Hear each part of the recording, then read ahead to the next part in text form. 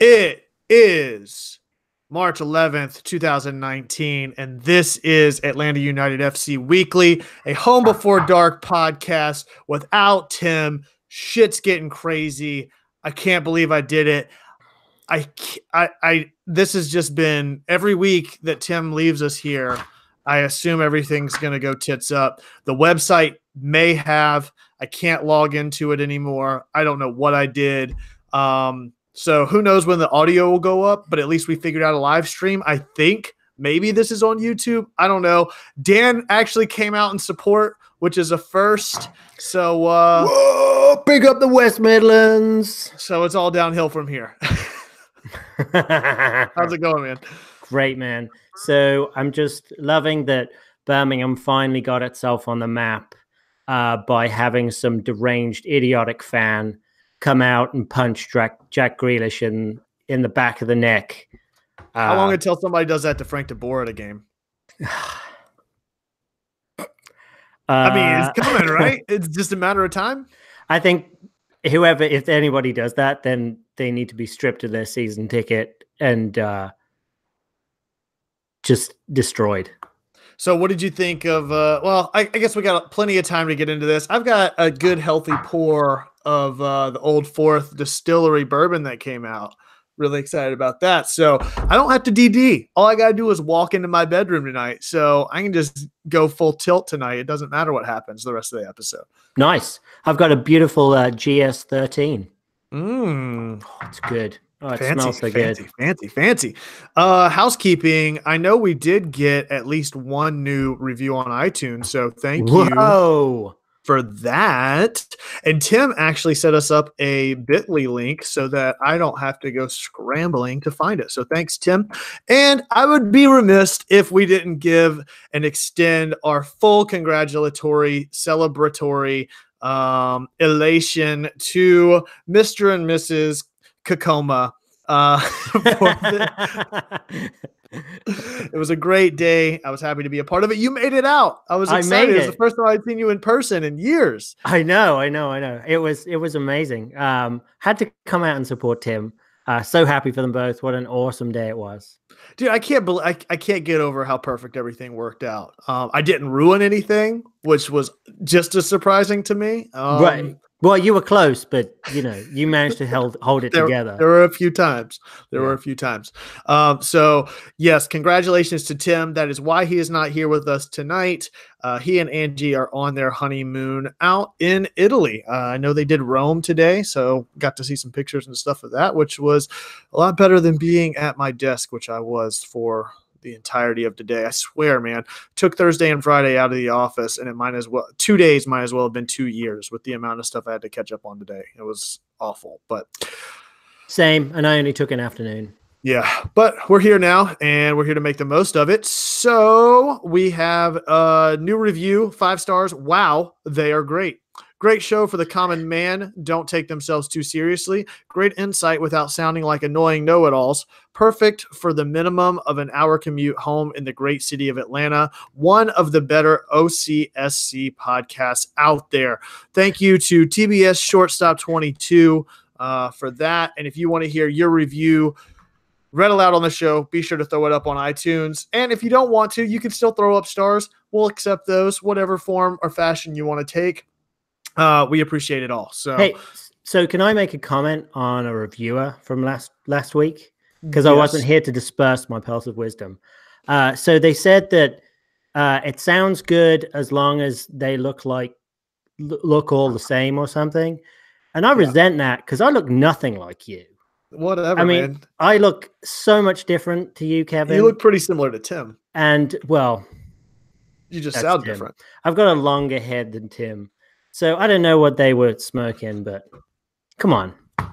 Yeah, well, you take it, you leave it, and it's not going to change anything. We're going to keep doing it, and we're going to keep showcasing everybody that wants to have a voice in the only way we know how, through the phone lines, which Absolutely. I don't remember the number. So don't worry about it. Don't worry about it. I'm sure Tim has already just so irritated with the sound quality and the fuzzing that's going on that Look, He's already stopped listening to doing this recording. everything I can here, man. I don't know what else I could possibly do. I got a whole separate mic, even though I'm not in studio, to try to make this thing right. You got I made sure to not. Yeah, it is. Nice. I made sure not to eat anything while I was recording, so he'll be very happy to hear that. So yeah, it was. I'm doing what I can. I'm trying to find this damn phone number, and it's killing me, man. It's absolutely killing me. I know that I put it somewhere, but now I can't remember. Oh well. Don't worry about it. I like the 343.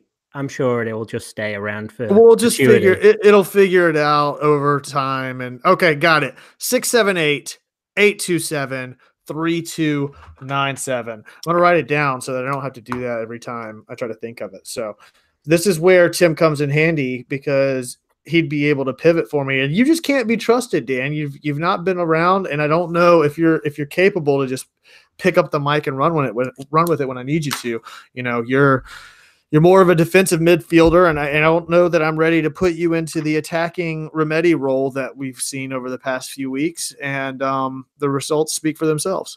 Well, that's just because you keep on just going on and going on and going on, and you don't listen to the outside people talking to you. Well, maybe if the outside people got up off of their seats and actually helped manage me while I was those boos were intended for Tim, not for the rest of the trap, which is shown out in full support tonight. So thank you guys for tuning in with us. Bear with us as we get our sea legs here. So we mentioned it, little upset. Interesting. Got a lot of stuff to talk about tonight, man. I don't even really know where to start, to be honest. Should we start with CONCACAF? Should we start with leg 1 against Monterrey? Because we didn't talk since then. And I think it all plays to the same narrative, right? I mean, we've had I think so. 5 games so far, and you've separated them in groups of 2 on either side of 1 win, and the team has seemed kind of sporadic and schizophrenic at times in what it's trying to be and what it should be. And I don't really know which way is up or down. So it's almost best to take it game by game to see what things are changing and evolving as the games progress. So I think the one consistency that we have seen, apart from conceding goals and not necessarily scoring many goals, apart from when we beat Herediano 4-0, is that we have played consistently, and we've actually played very well defensively, meaning that we've had a lot of possession. We've managed to control the ball, and if it's not for these stupid mistakes, then we wouldn't have conceded so many goals. And I feel like up until Sunday, we had kind of had an out or an excuse for each one of these teams we had faced. And the only real excuse I can think about against Cincinnati was just fatigue. Yeah. So, and Monterrey were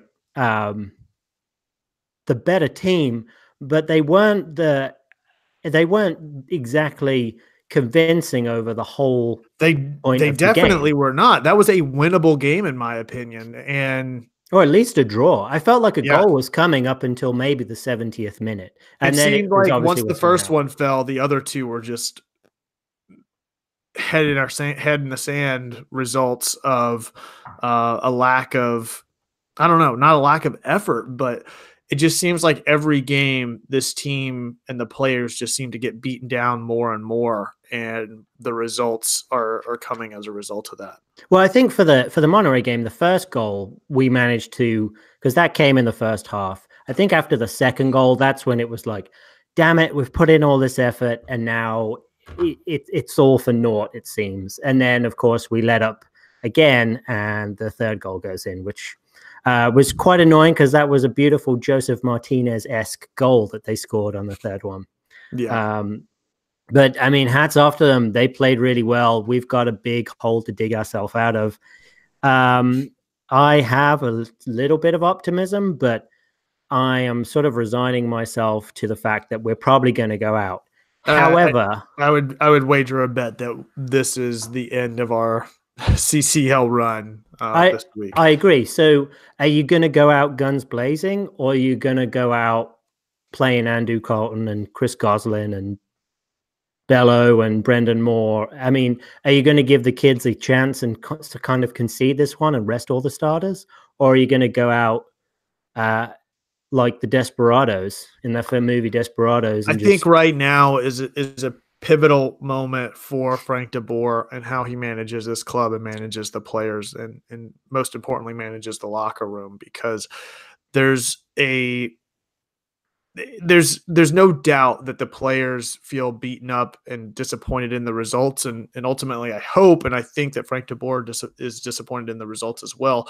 Obviously, nobody wants to lose, and that's not the goal here with a new system or new tactics. But what would seem to make sense to me, and if I had a preference, would be to put that decision in the arms of the players at this point. They're tired. They're exhausted. What's more important to them? Do they feel up to the challenge to rally and maybe challenge the system in place by Frank de Boer with something different? Because you've got nothing to lose right now in CCL, right?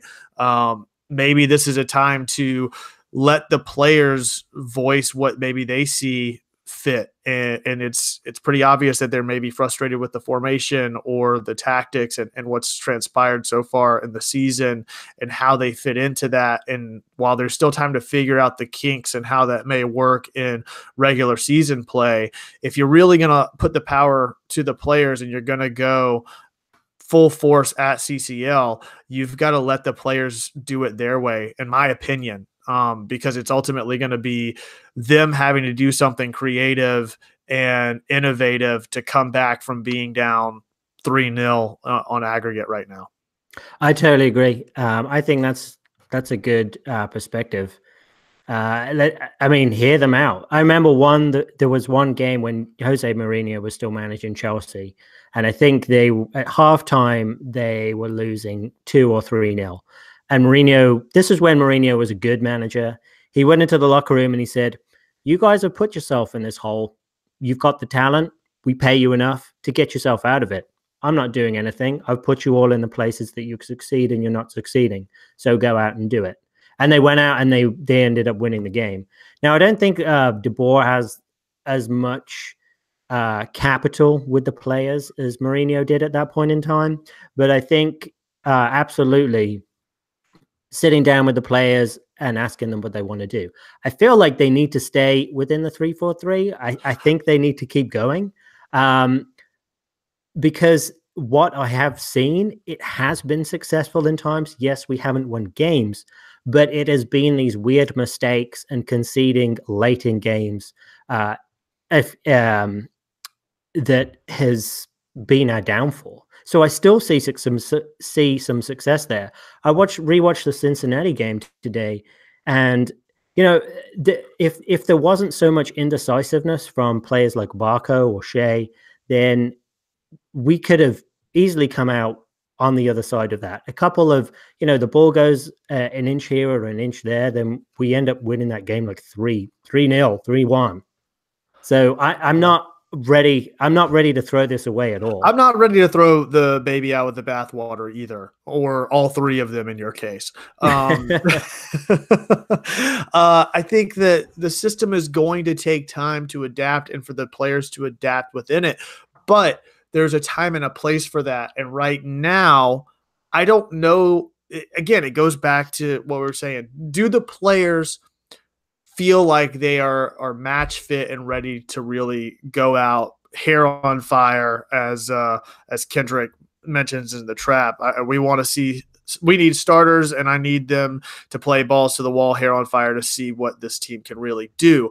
I don't think what this team can really do is fully emphasized in the tactics that Frank de Boer is trying to employ right now. It seems that the system can work opportunistically in the right setting once the players are familiar and comfortable and how the system is supposed to work, and once they start to build and find success in that. But right now, this team's not in a position to employ that and do so in a way that I think produces results against a very, very talented Monterey team, even with the home field advantage, which right now, after Saturday and the debacle that followed the end of that game, is suspect in my opinion. So I think you give the power to the players. I don't know what really happens in that, but it would be I think it would be a good gesture from Frank to give that power back to the players and see what they can do. And maybe them challenging his tactical approach to the game, we end up with some hybrid scenario where the players feel comfortable playing possession, but knowing when that push and pull is supposed to happen because they've adapted it to the style of play that they really want to employ. Yeah. I think there's two points I want to make. I think DeBoer goes to the players and say, okay, Wednesday, I need you to give me everything. Sunday, I'll give you guys the day off. Like against Philadelphia, we can play backup guys, give the youth a chance, and then you've got an international break for a weekend. So then you could rest Pity over Sunday. Even if we lose the Philadelphia game, I feel like we give everything for Wednesday. That's our cup final right now. The other point I want to make is, and I think a win, even with a loss on aggregate, is a big stepping stone for this team. Don't get me wrong. I don't personally think this team advances out of this game against Monterey because I just don't see us winning 4-0 or even maybe 3-0 to take it to extra time or PK. It goes directly to PKs, right? It does. I don't necessarily see that out of this team right now, 6 weeks in, but a 2-1 win over that Monterey team is a big, big momentum swing for this team and starts to build some confidence going into regular season play and realizing, how we can adjust and maybe build on some success, even if it does knock us out of CCL in the long term. So I think it's in 8 games, Monterey has only been beaten by an MLS team once. Right. So we could be the second one. And yeah, I agree. Winning breeds winning, and a 2-1 win would actually really help. Even though we would be going out, even if it's a 2-0, I mean, whatever. A win, we need a win, and then take Sunday off. The other thing is the formation. The 3-4-3 is a complicated formation to play because everyone needs to be on the same page a lot more than you would be in like something like a 3-5-2 or a 4-2-3-1, because depending on what's going on one side of the pitch, all the players on the other side need to be reacting in a specific way. And that necessarily you don't have that sort of strict structure in other formations that we've played in the past. I think that's what allowed us to be so successful at the end of last season, because we weren't so restrictive in that way. And part of the indecisiveness, like I remember, I'm sorry, I'm just going to go straight into the Cincinnati game, but no, I think I've got everything I need to say about Monterey out of the way now. There was a point, was in the 60th minute, where Barco is dribbling into space. He's on a run. He's got at least 7 feet around him of clear. And then he picks his head up, looks around, and passes it back into the middle of the field on a backwards pass. And you were just thinking, why on earth are you doing that? His strength is running at players and trying to break through the lines. So he's obviously thinking way too much. And I think DeBoer has got him thinking even more, which is unfortunate because Barco had so much, he had so much of a hit to his confidence and never really gelled under Martino, especially with Alma on there, that it could be potentially another stumbling block to his overall break into the team. Yeah. So speaking of the FC Cincinnati game, let's maybe start with the discussion of Barco and elaborate that to the top three as a whole. I've seen a lot of discussion, and rightfully so, a lot of criticism about the fact that Atlanta United currently has about $45 million invested in the front three. And with opportunities on goal of, I think it was 2 shots against DC and something like 7 total yesterday against FC Cincinnati, 6 of which were in the first 55 minutes, it's leaving a lot to be desired out of those front three. And personally, it seems to be a result of them not fully clicking with this new system. I think observationally, what I seem to recognize is that there's no real, I can't point to anything, at least in the first 5 games, of what this system is supposed to look like, or what a successful attempt at this system looks like over the course of a half, much less a full game. I don't think that Herediano game is really an example of that. I think that was more a result of Herediano getting shell-shocked by a goal that happened very early on and then ultimately giving up by the end of it. So I think the players are maybe getting some of that frustration too, because you see Martinez stepping into space to pull defenders, which is so contradictory to how he has traditionally played, because they're playing the possession and wanting to pass the ball off.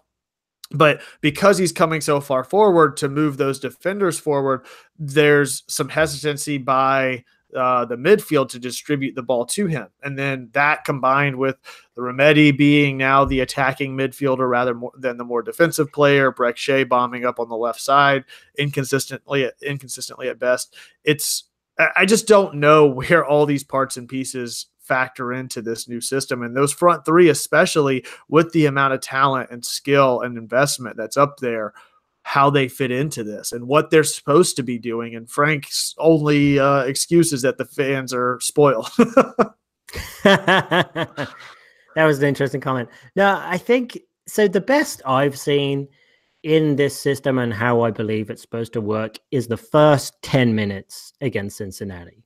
So we went in there, we got the early goal, and then we had another attacking sequence. I think it was around the 7th minute. And what happened was we turned over the ball back in the defensive third, and then we transitioned the ball very quickly up the field. And we were able to get, I think at that point in time, it was Barco on the left into space. And we had managed to pull the Cincinnati defenders all the way over to the right. So we had worked that space. And although the attempt didn't end in a goal, it was a fast transitional break with a lot of passing into players into space. Because the other thing we're trying to do is we're trying to do a lot of runs off the ball when we're coming into the attacking third. So you would see, I think I saw Barco, I saw Shea, I saw Gressel and even PT trying to make runs to the corners of the pitch to drag those defenders away. Unfortunately, when we would do that, the person in possession of the ball would kind of pause and then either pass it laterally or pass it back. So any space that had been created by those guys rushing away to pull those defenders away was just easily swallowed up by the guys turning around and say, oh, the ball's not being played. I'm just going to walk back here and fill this hole in the defense that I just vacated. Right. But I saw the opposite of that happen as well. There was multiple opportunities where I forget who was out of the midfield, whether it was Larry or Nagby, try to feed the ball to Gressel on a run that he would traditionally have taken in an out route to play the corner, but he was playing almost like a holding winger at that point, trying to hold the defender on the line. And a typical break or a run that he would make to that post, he's no longer doing consistently because they're playing this possession game in between for quick and easy passes, rather than taking those runs head on. So I just don't know. It just seems so sporadic and segmented that I don't know which way is right and what they're actually supposed to be doing. And I don't know that they necessarily know right now either. Yeah, I think that there is an element of truth to that, but I really believe that over time, these these disconnections, because we're always doing the opposite of what Right. we want to do. We either go in right when we should be going left, we're stopping when we should be pressing. I really feel like that is eventually going to work itself out. Right. And when this comes online, it could be incredible. I just hope it comes online soon enough for us to make it to the playoffs. Yeah, and that's my biggest concern too, is that there's an expiration date on all of this, and ultimately, I don't know who's right, whether it's Frank DeBoer for saying that Atlanta United fans are spoiled, and then ultimately the system will play itself out and it'll work out, or if it's the fans assuming that that style of play that worked last year is going to work again. But I will say one thing that any sports fan, especially college football fans down south, you all recognize and understand, if you look at the Alabamas of the world and stuff like that, what works to build consistency in play is changing things up year after year. It's because if you play a consistent style, people are going to learn how to shut that down. And as parts and pieces move that maybe aren't as successful or capable of employing that system, you get a new quarterback or a new number 10 into a system, maybe that quick countering approach to play doesn't work as much a year after you win the MLS Cup as it did the year that it did. So I think that Atlanta maybe changes up its tactics one way or the other regardless this year, because you have to keep your opponent guessing on what you're doing and force them to react to something rather than you being the one that's always reacting. So I would maybe caution fans on getting too far down that mindset. I guess maybe my frustration is not that the system is changing, but that I think the system and everything else in it is changing maybe too quickly for the players to adapt. You're looking at 7 games in a span of 18 days. You've got new key pieces with Breckshay at left back and Pitti as the number 10, Barco playing more consistently on that left wing position. And you see Barco and Pitti switching out for the number 10 on a regular basis. You're going to a 3-back formation. You've got a new manager that wants to change the tactics. It just seems like a lot, and this team just seems really overwhelmed. And I guess I'm just frustrated. It's not even about the results on the field.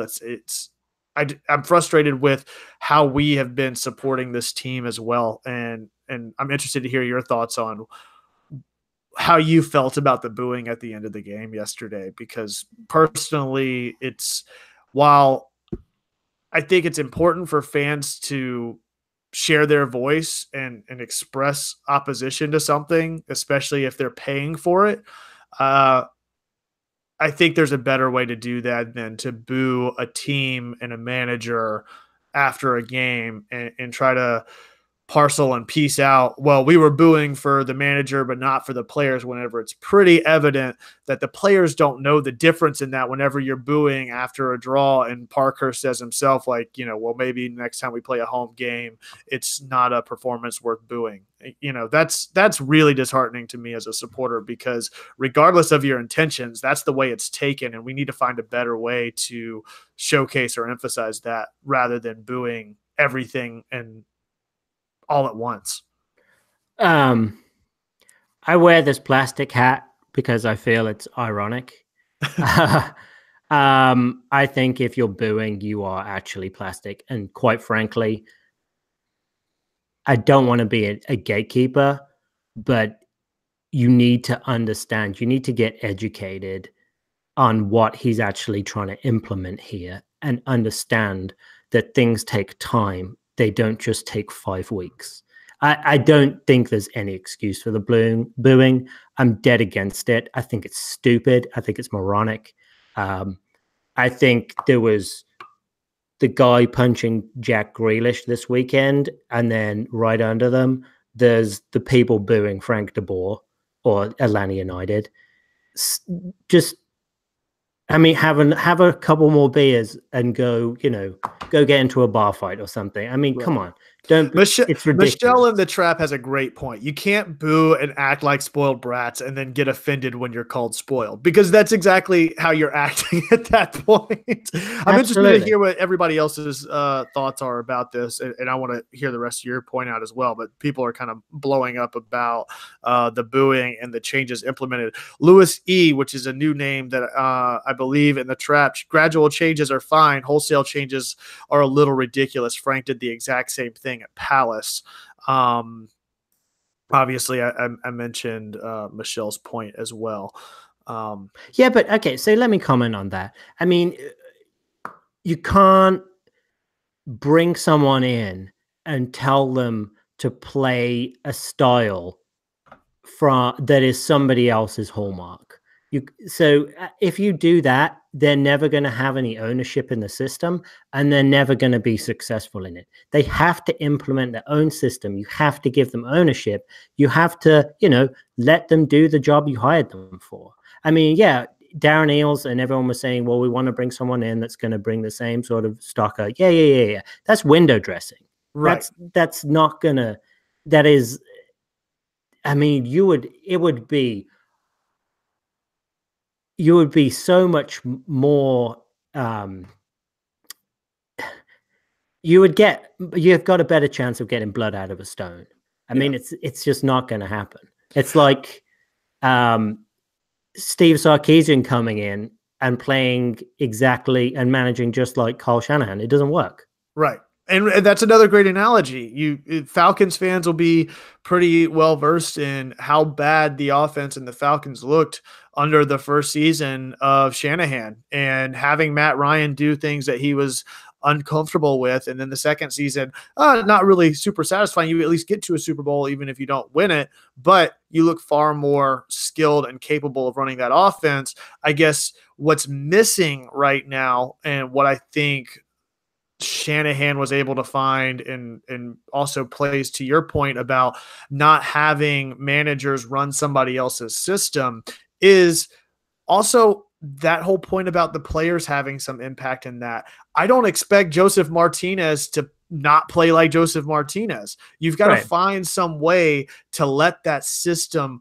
mold, change, and adapt to the players just as much as the players have to mold, change, and adapt to the system. And it can't all be one way. And right now, again, very early on, it seems far too much that the system is being imposed on the players, with very little of the creativity or the things that we had seen consistently out of Martinez or Gressel or Remedi and Nagbe that we did last year actually taking place in some way in this system that seems to make sense. So that's my biggest criticism of it. Is it's not that there's a new system. It's not going to a 3-back, while I have some issues with putting Parkhurst on the right side rather than center, as evidenced by the tying goal where Parkhurst gets pulled to his natural position in center. And you can argue that may have been what led to the breakdown, as well as not having an additional man whenever they've got 4 players up top against your 3-back position. There's a lot of different ways you can cut that up. It's that the players seem to be lost in this. And I think that's what's leading to some of their frustration as well, is that there hasn't been that management side of that starts to gel those two things. It's that it's all a mentality and approach to tactics, but none of that seems to be adapted to what players inherently want to do. And they seem like they're just on a leash. So I agree in a perfect world that would be what we would want to happen. I just don't know how you would realistically implement it, because he's going to have to know the players intimately in order to better progress them to another system. I feel like in the short amount of time that he's got to do, essentially what he's got to do is like just jam the round peg in the square hole, and eventually it'll get through and it'll become a square. I know that seems kind of... But I think that's probably what led to his success at Ajax, and why he's touted as being somebody that's capable of molding youth players, is that it's a lot easier to do that with youth players than it is with players that are in their mid-20s or even older that are used to playing a certain way and have found success in playing that way, to then have to backpedal and relearn a whole new system just for the sake of a manager. That seems counterintuitive to what you're paying them to do. Right, but then you're starting with younger players. I mean, right. you know, all the starters that he's inherited from Martino have already played that way. They're going to be, you've got to work with them more to move them to a different system than you would, like, to your point, the younger players like Carlton or Goslin or Bello or Asidu or Bashti, who are going to be able to pick it up and learn because they've got no other comparison to go to. But in, you know, like I probably Joseph, Remedi, maybe Nagby to an extent, Jeff. I mean, those are all guys who are really going to have to, they've got to really get their head around it quickly. Right. And that's what's concerning, is that it's just so much so quick. Going to the trap, Elliott Bevan, it's still early in the season for Atlanta. It takes time to understand the system. And I completely agree. Dirty Bird person, I'm fine with the 3-4-3 down the road long term, but I think we need to run a system with the tools we have. At this rate, I'm not sure how much longer the players are going to give him. Joseph is clearly more than his usual upset. Brittany S., I thought you're supposed to adapt to the team you're playing as well.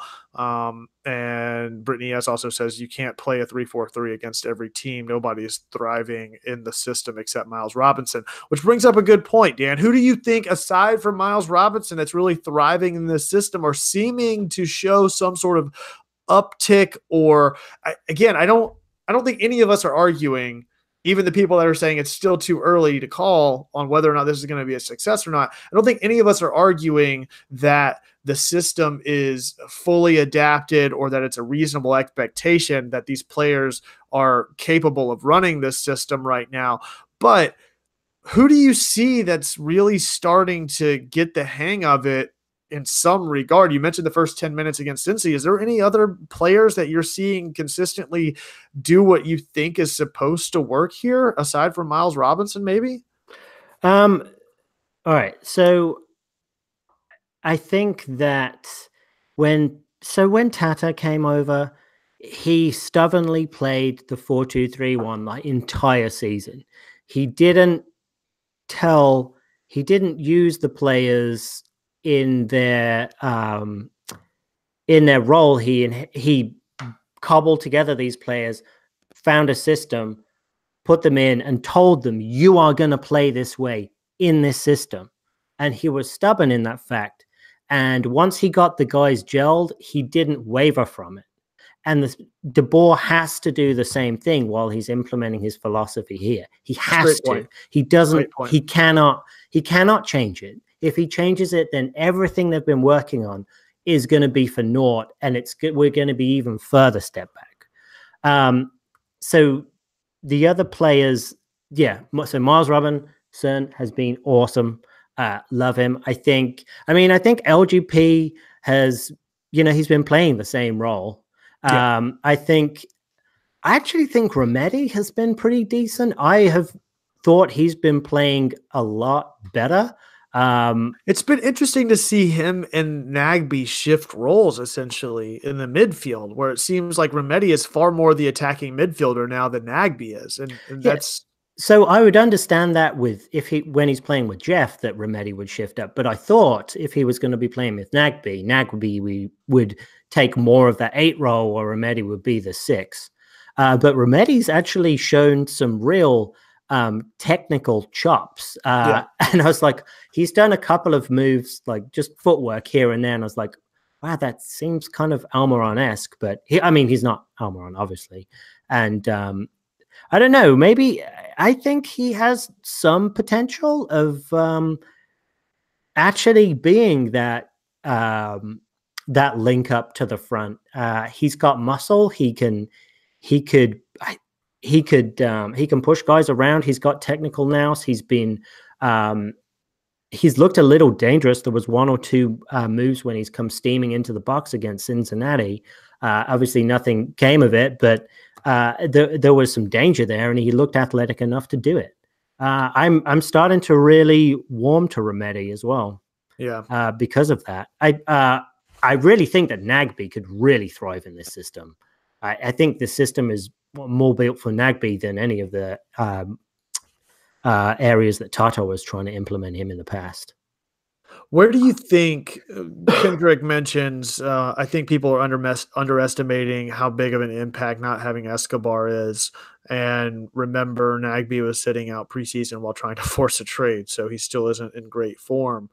He mentions a good point about Escobar, that he's one of our biggest threats at that right back position. And with Miles Robinson seemingly thriving in this new system, where does Escobar fit in with this? So I'm thinking that Escobar is going to be playing as the right wing back, potentially where Gressel's playing. I think that could push Gressel up and potentially look into maybe displace Barco. I think it gives us a lot more depth. He may just be able to come into rotation if, maybe he can step inside of if Parkhurst is there, or be another option of Parkhurst, because at the end of the Cincinnati game, Parkhurst was one of the guys where he had his hands on his knees, just gasping for air. I'm not exactly sure where Escobar fits in. I'm thinking right wing back, but then what do you do with Gressel? Right. You want Gressel on the field.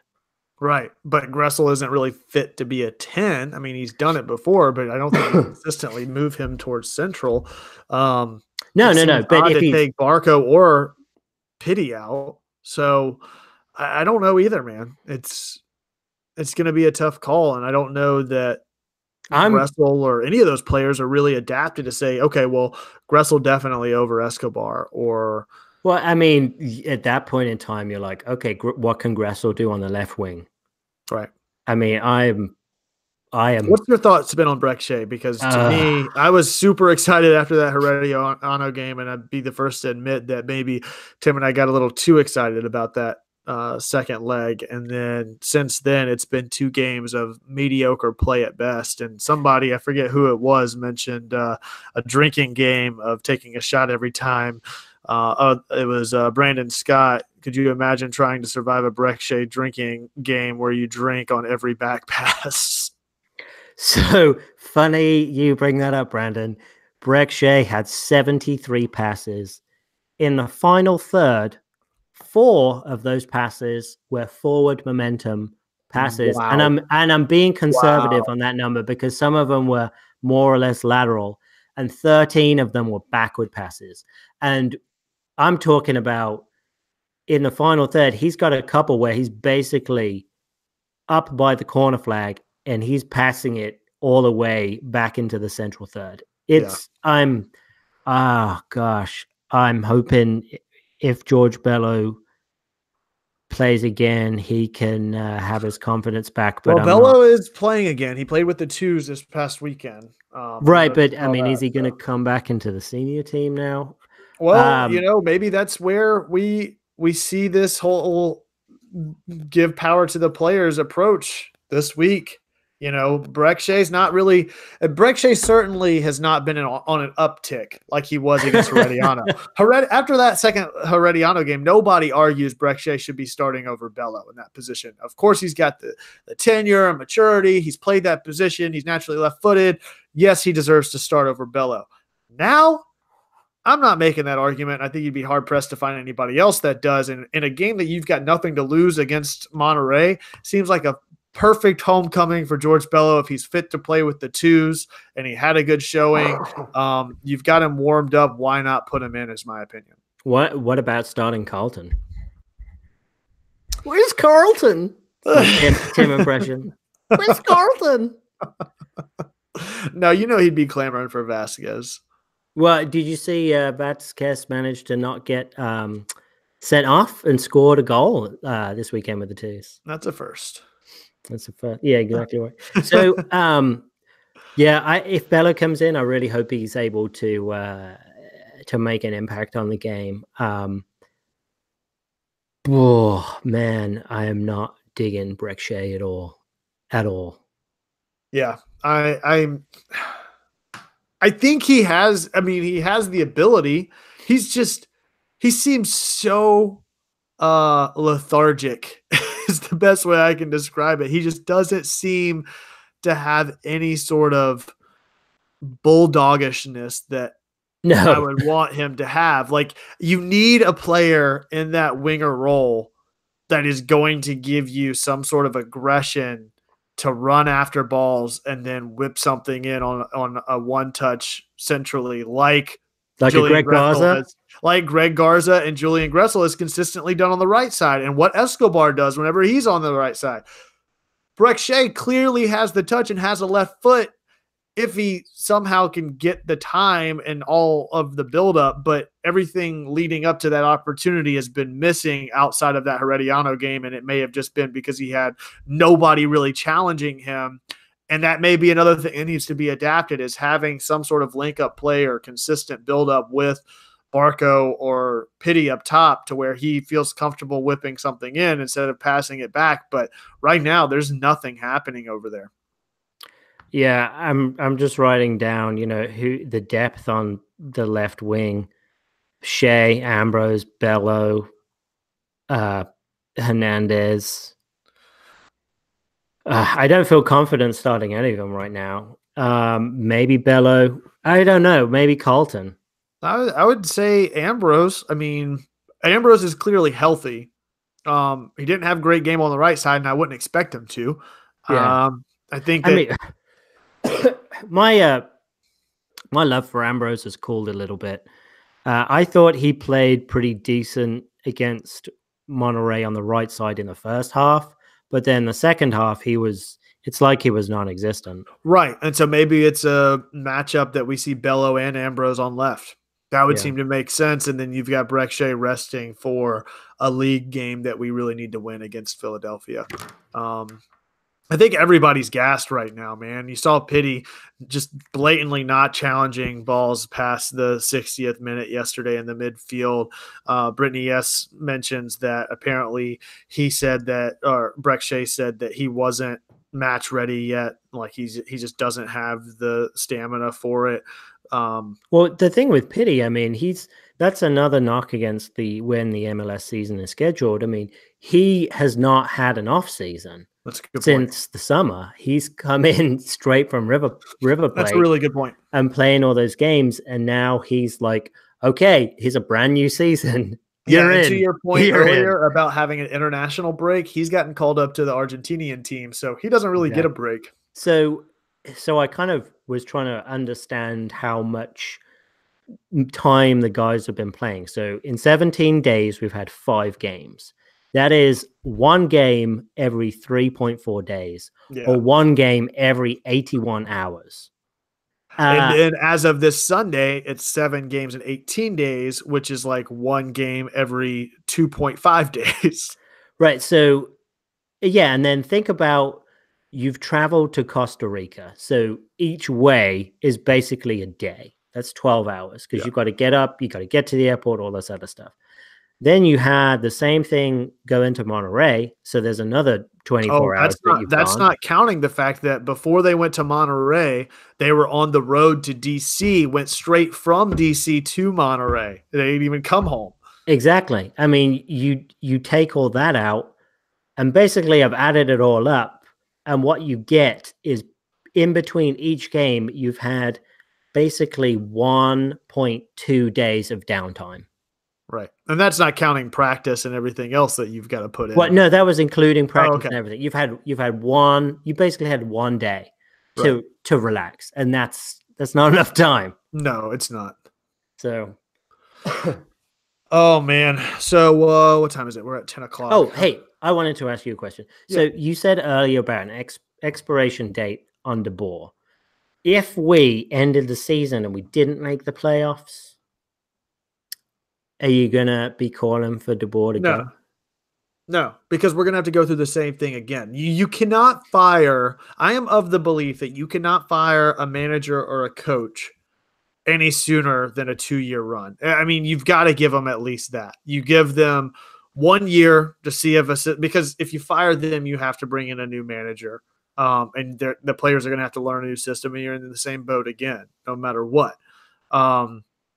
I think personally, we have Frank DeBoer for at least 2 years.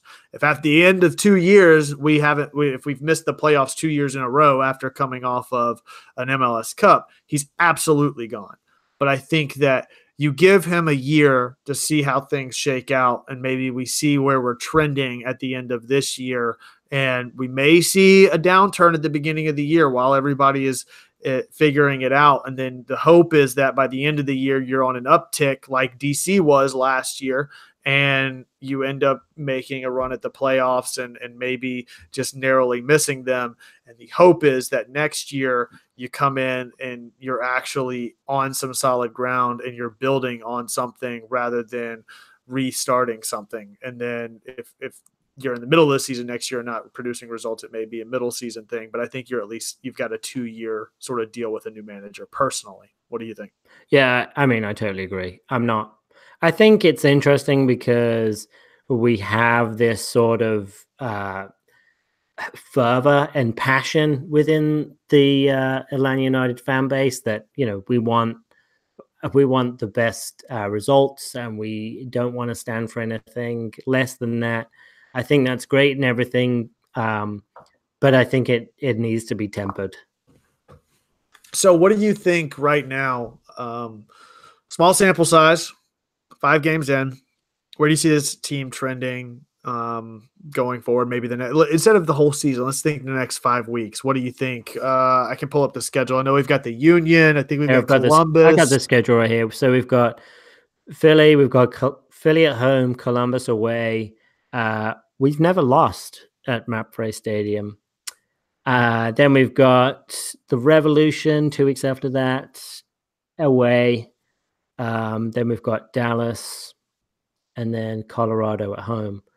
So what is that? 3 or 2? 2 home games. 3 at home, 2 away. How do you think we shake out? I think we get a win this weekend against Philadelphia. Yeah, you would hope.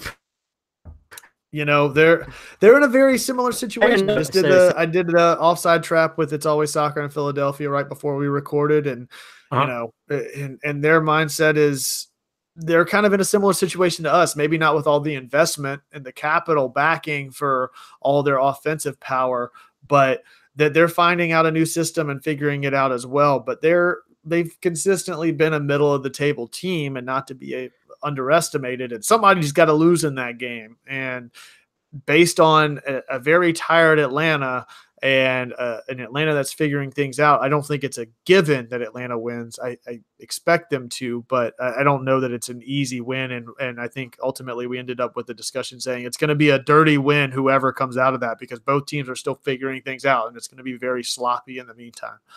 So if I'm going to continue with my narrative that we put all our eggs in our basket against Monterey, hopefully that we win that game, but I don't think we're going to progress in that competition. And then we play a reduced first team against Philadelphia. I say we draw or even lose that one. You think we lose Philly? Yeah. Because we'll have put everything into Monterey. And then you've got like if we lose to Monterey, just rest everyone, take the hit against Philly. Then you allow players like Pity Martinez. And did Barco get called up as well? Maybe it's just Martinez. I don't know if he did. Well, Villalba's going to be going. Not that Villalba's played any minutes. It gives the whole team to really have like a good long rest, like a good 2-week layoff. Yeah. And then you hit the ground again going to Columbus, which I could see us beating them and beating New England. Yeah. What do you guys think the next 5 weeks as we start to wind down here? Phone lines are open 678-827-3297. Small showing tonight in the trap. I'm going to blame this on Tim not being here. We did start later tonight, so there's that, and it's also my fault for being showrunner tonight. So I'll take the blame there. Also, I'm back. So what's that? I'm back. That's true.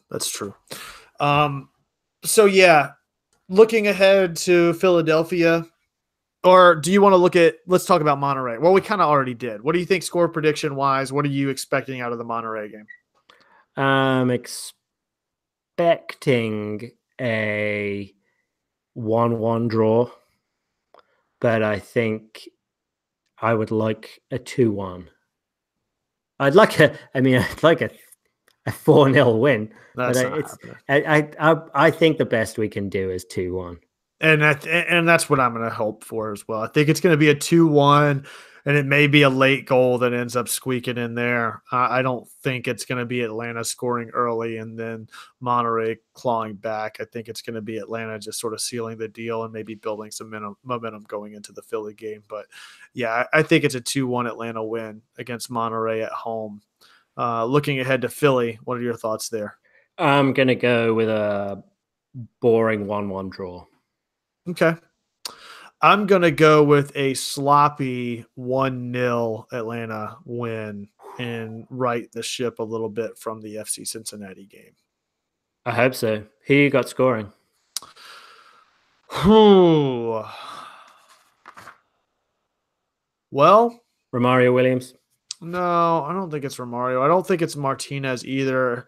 Ideally, I'd like to see Barco score, really. I mean, we've seen him so hesitant to take a shot.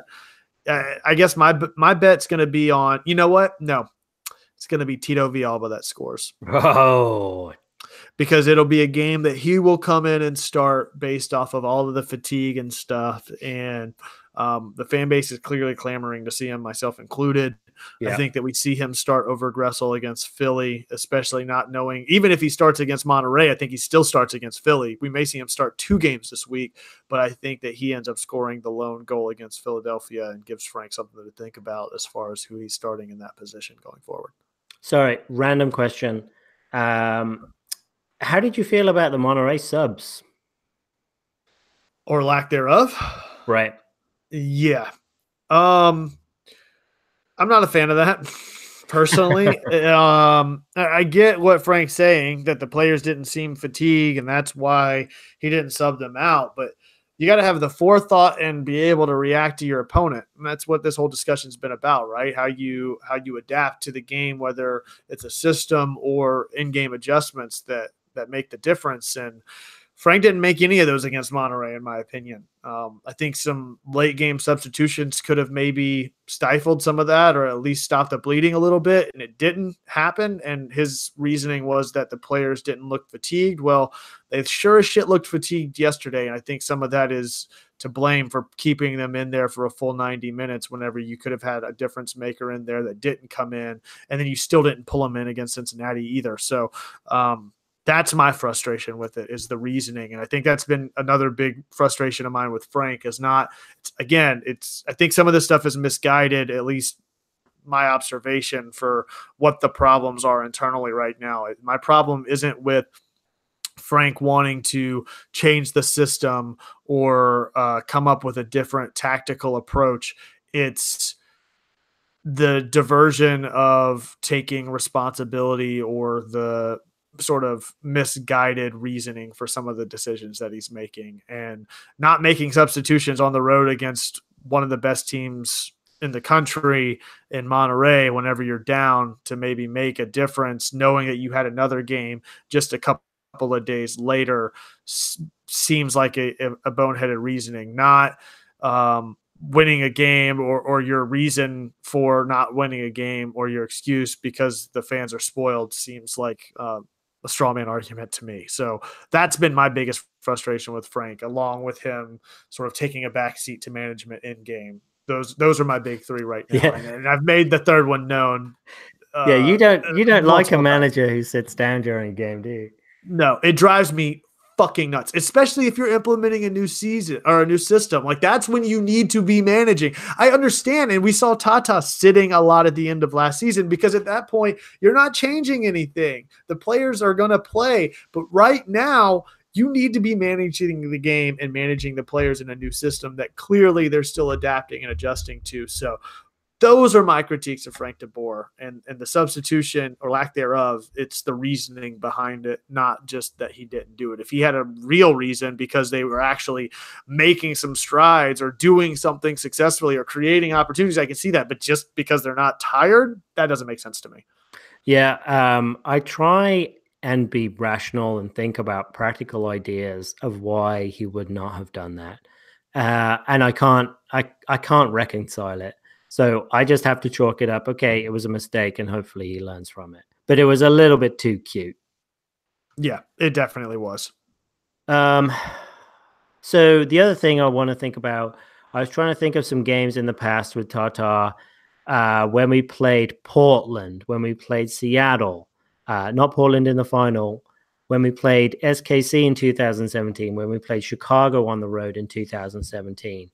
Those are all games where we had slow, ponderous build-up, and we were all frustrated. And I remember you being frustrated too. It's like, what are we passing to? Like, we're not even passing with any intent. What are we doing?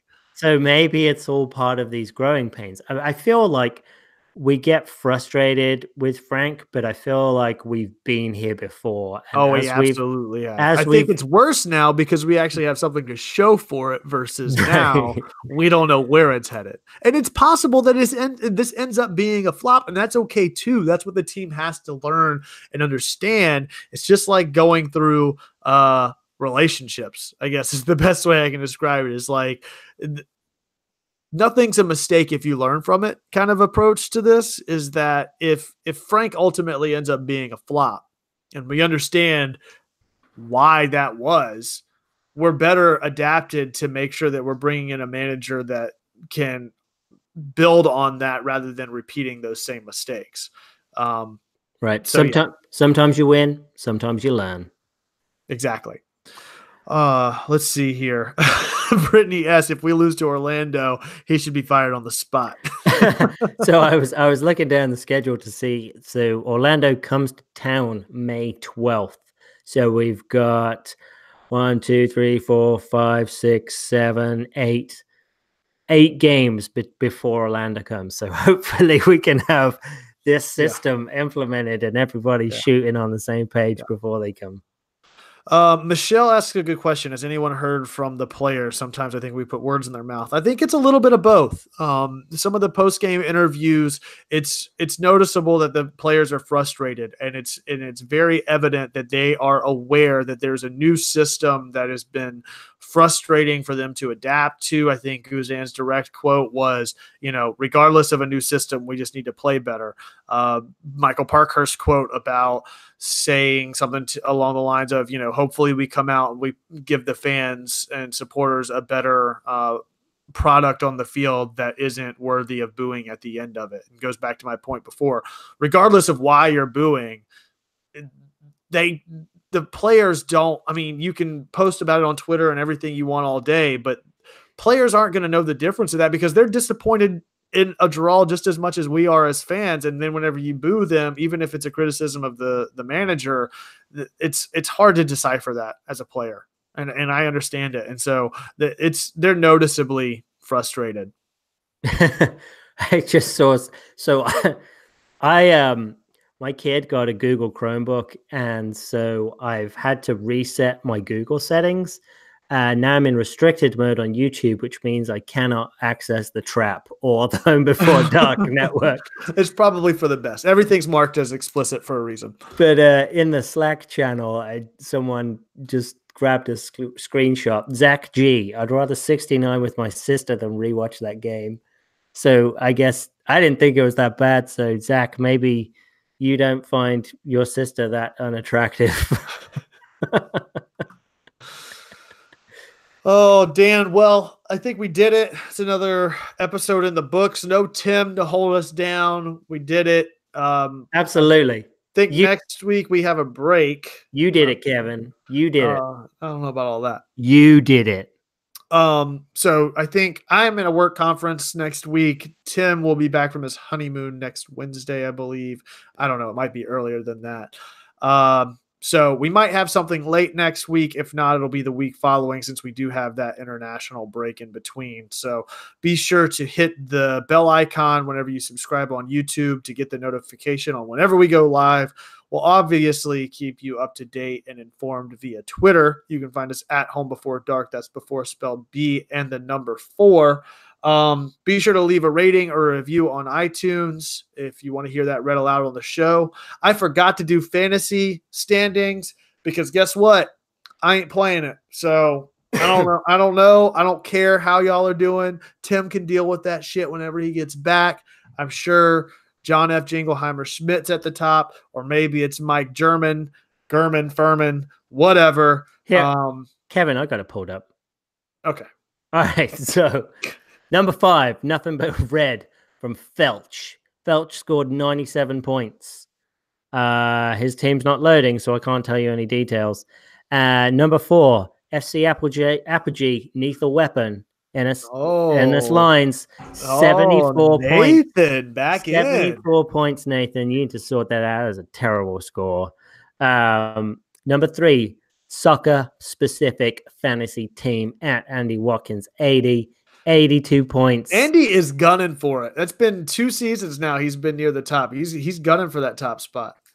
Number 2, Thought Marker SC with Gaman. Oh, 86 points. Slippage. And number 1, Joseph Better Than CR7 with Rondon, 104 points. Oh, not John F. Jingleheimer Schmidt. That's a John new F. spot. Jingleheimer Schmidt is what's his name? John F. Beasy? No, I mean like his team name. Oh, I don't remember. Stats and Trends? Stats and Trends. I do not see stats. Shout out to Patrick Keenum, who I think is all the way down in the bottom of the standings. So congrats to you for getting the toilet bowl award. Peachy Keenum's 28th. He only got like 40 points this week, I think he said. All right, guys. Thanks for checking us out. We appreciate the hell out of you. Dan, thanks for coming on, man. You're welcome. A lot of fun. Loved it. All right, guys. We'll see you next time. As always, be home before dark. Wait.